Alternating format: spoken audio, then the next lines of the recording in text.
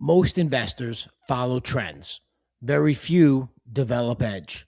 This show focuses on something different: how serious operators build durable wealth in overlooked niches, starting with mobile home parks. We'll break down the strategy, underwriting, discipline, talk about the roadblocks, and the operational execution that'll make your capital aligned with long term returns.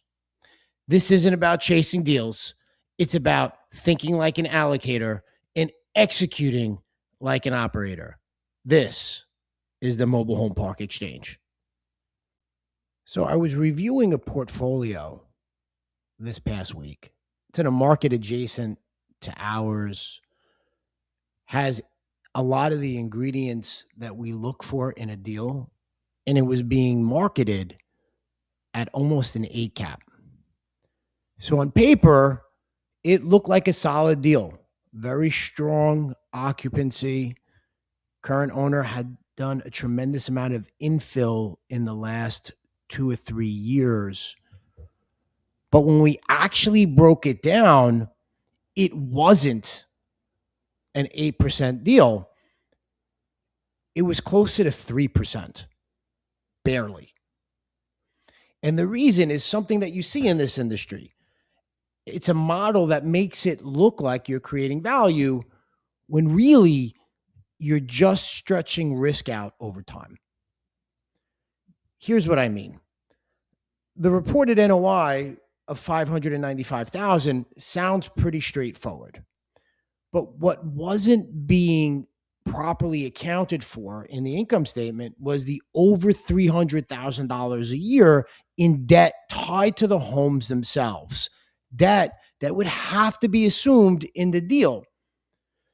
So now your real cash flow isn't $595,000. It's closer to $275,000. And that doesn't, at that number, it didn't make it an 8 cap. It's closer to a 3% cash on cash return.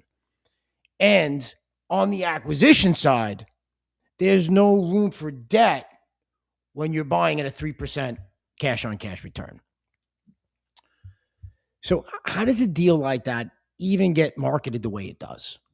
It comes down to how these homes are structured.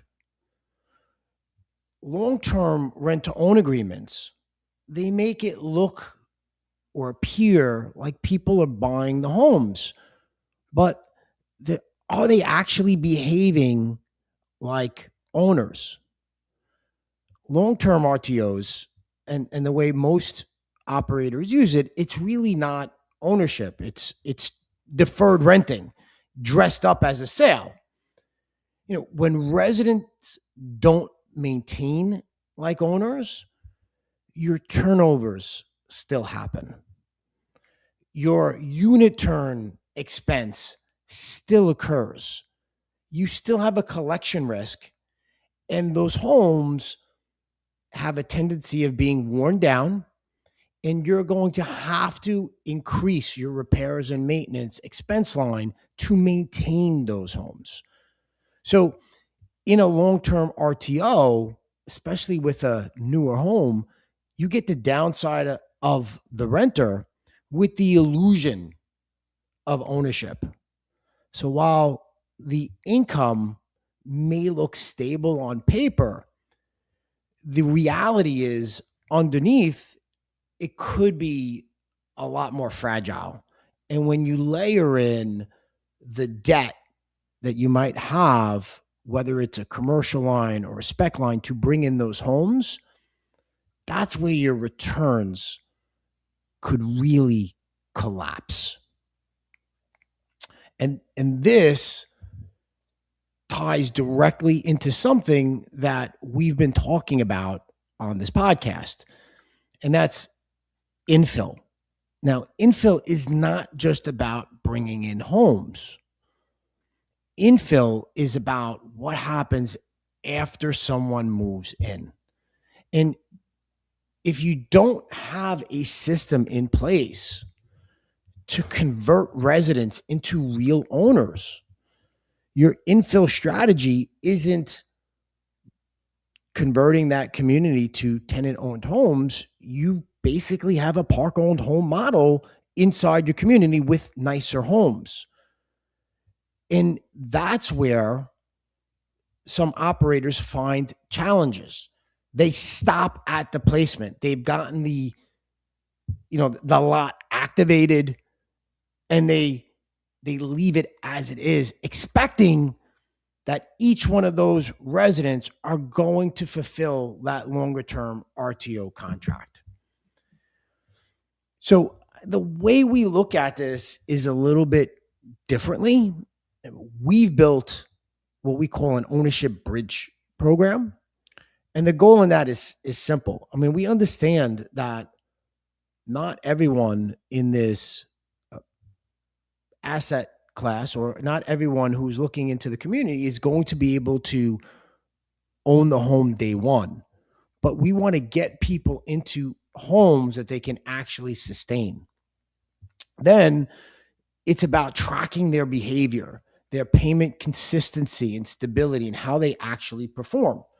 So ownership isn't assumed day one. We understand it's going to be earned over time, and then we can convert when they're ready to buy the house. And that's when it becomes real ownership and not necessarily a rental with a longer term contract in place. The RTO model, it assumes ownership. It stretches out payment, and it hopes that it works over time. And some people have done it very, very successfully. But if you have those homes coming in there, and in many cases, the operator brings those homes in on a commercial line with 21st or Vanderbilt or Triad, that debt gets assumed in the purchase. And you have to look at that number, as it will impact the cash flow that you'll receive, not necessarily the NOI that the community is generating. The deal that I looked at, it's not unique. I mean, there's a lot of deals that are like that in the market, that you'll find in the market, especially with people who have done aggressive infill over the last few years. And the danger isn't that they exist, it's that they look really good on paper. And if you don't understand what's underneath, your returns are not going to be what you expected them to be. So in this business, in this space, value doesn't just come from placing someone in a home. It comes from turning that resident into a real owner. And if you don't control the conversion, you don't control that value lever that you have. So while you're looking at those communities, make sure, especially if they've done recent infill or you're assuming debt, that you look at those payments and how that's going to impact your cash flow and your performance going forward. If you have any questions about infill, or would like to hear more on how we handle an infill situation, feel free to reach out to us at the MHP Exchange below, and we're happy to have a discussion with you. Until next time, everyone, this is Frank Rizzo with the MHP Exchange. Happy investing.